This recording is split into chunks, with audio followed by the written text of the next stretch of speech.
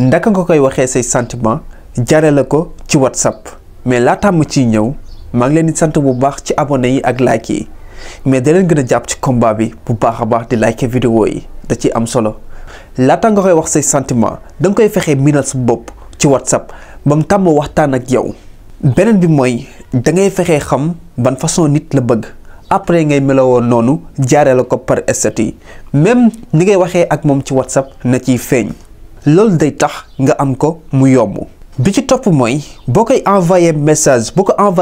yoo xam ne dafay tëj seen waxtaan